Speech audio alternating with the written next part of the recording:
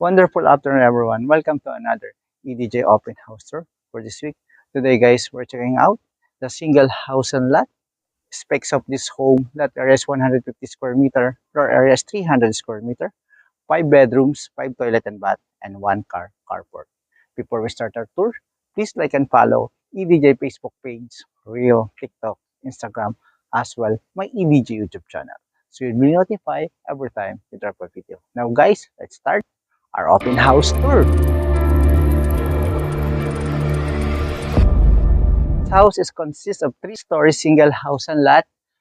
On the third level, we have a 3 bedrooms and roof deck. On the second floor, we have a master bedroom and first bedroom po. And dito naman sa ground floor, nadyan po yung living area, dining area, and kitchen. Ito yung pedestrian gate natin. Combination siya ng steel and wood. Yan, pagpasok mo dito, may 3 steps tayo papunta dito sa porch area. At ito yung large and solid main door. Pero bago tayo pumasok dyan, tingnan po muna natin yung exterior ng house and lot. 1 car carport, naka-covered parking po ito. Yan. Dito sa side na to, meron tayong storage area. Yan. Wag na po muna natin buksan kasi may gamit to sa side na yon.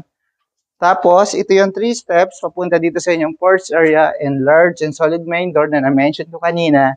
Ngayon, dito naman po tayo sa open space mo dito sa easement. Yan. As you can see, combination po yung flooring natin ng gravel and then natural stone. Dito po sa side na to. Ito yung corner glass. Ito yung fence. At dito sa side na to, ito yung lanay. And meron ka ditong sliding glass door papunta po sa inyong living area, dining, and kitchen.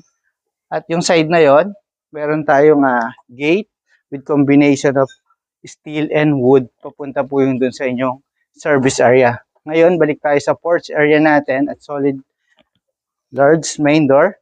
At check naman po natin kung ano po ang meron dito sa loob ng house and lot. Yan, pagpasok mo dito, meron ka ditong large door. Combination po ito ng yakal and tangili. Ito yung living area. Center table sa kaupuan. Pero pag diniliver po itong property, wala po itong gamit na to. And ito po yung fixed window, corner window po natin dyan, or corner glass. Ito yung ceiling niya, high ceiling. Tapos yung flooring na ginamit po dito ay 60 by 60 tiles.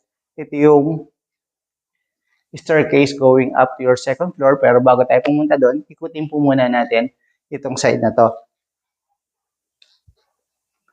Dito sa kitchen, ito yung kitchen island countertop. May modern light ka dito sa side na to. Yung upper cabinet, yung rinse hood, tapos yung cooktop dito po. And meron ka dito cabinet and drawer sa side na yan. Ito yung sink. Tapos dito sa side na to, yan, pwede mo itong lagyan ng mga oven or depende sa mga gamit po na pwede mong ilalagay dito. Tapos ito sa side na to, pwede mo itong gawing maid's room or kung hindi naman, pwede mo na lang itong gawing pantry kung wala kang maid. Meron kang UPVC panel dito. And then dito sa side na to, pwede mo lagyan to ng sliding glass or door. Itong fixed window in awning window na to, facing siya dyan sa carport. And then, itong fixed window na to, and then yung awning window, yan yung nakita natin guys doon sa open space. This door is solid wood ang ginamit niya dyan, no? Naka-full tiles. Ito yung sink, toilet, at ito yung shower. Yan. Combination yung color niya guys ng gray and white. Tapos dito sa flooring mo, naka-rustic tile siya. Close lang natin to. Yan guys, we're done na tayo dito sa ground floor and yung exterior ng house and lot. Ito yung staircase going up to your second floor. Tara, check naman natin yung second floor. Yan. Pag na dito ka, mapapansin mo dito, ang ganda ng pagkaka-design ng staircase.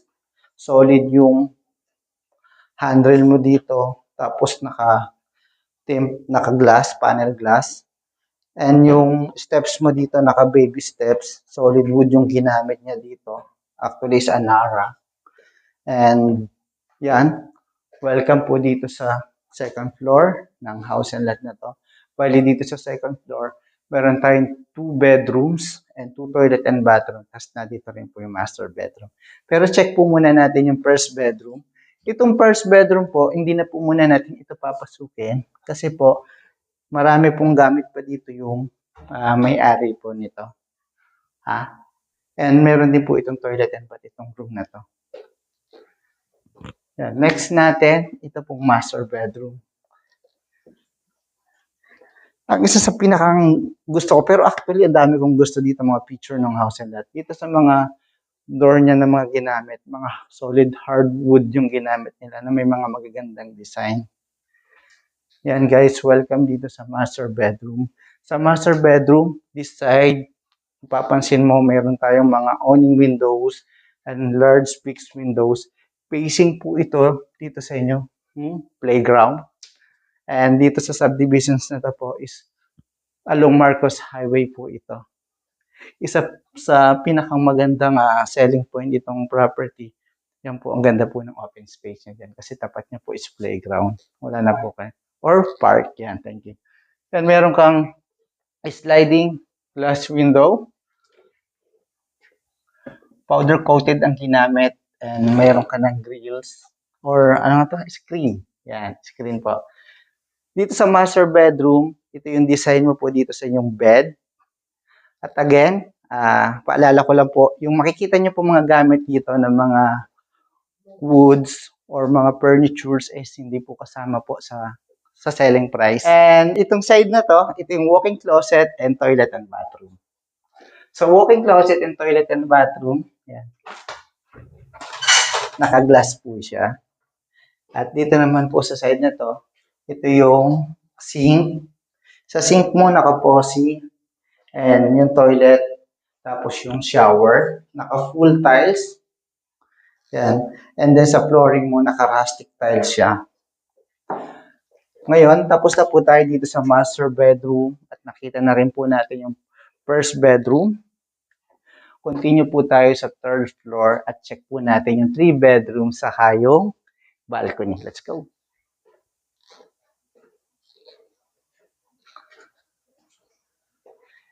Yan guys, yung handle po niyo dito is solid wood. Yung landing mo dito between the second floor and the third floor, solid wood din po yan. And ito yung fixed glass facing po dyan sa inyong open space or playground. Yan guys, welcome to third floor ng house and lot na to. Again, dito po, meron po tayong 3 bedrooms, 2 toilet and bathroom at balcony.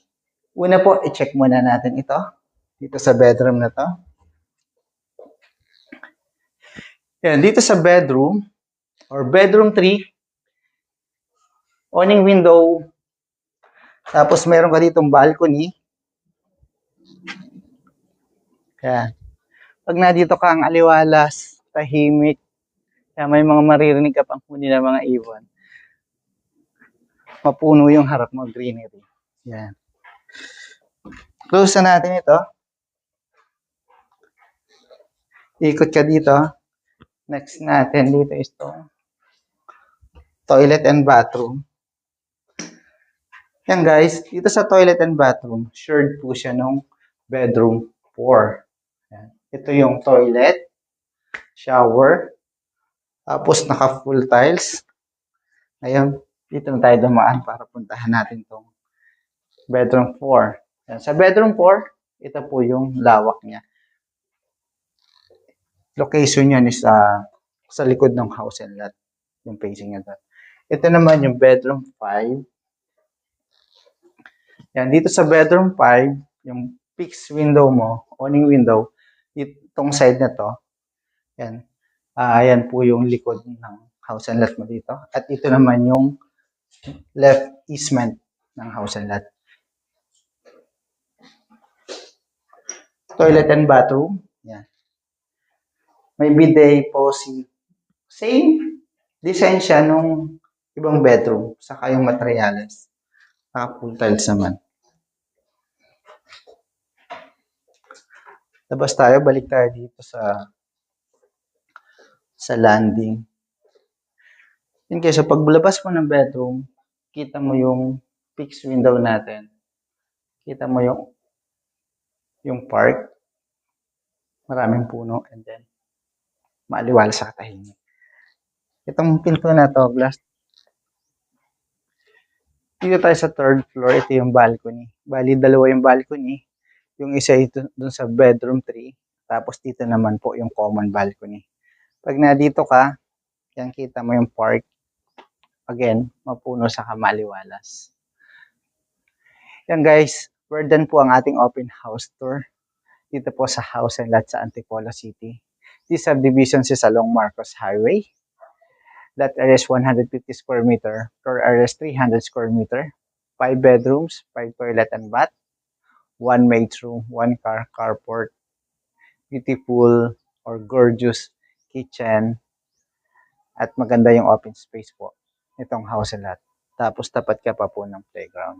If ever po na nagustuhan niyo ang bagong feature na house and lot dito po sa Rizal area, pwede niyo po akong tawagan text sa number to para makapag-schedule tayo na site viewing o site tripping para makita ng person.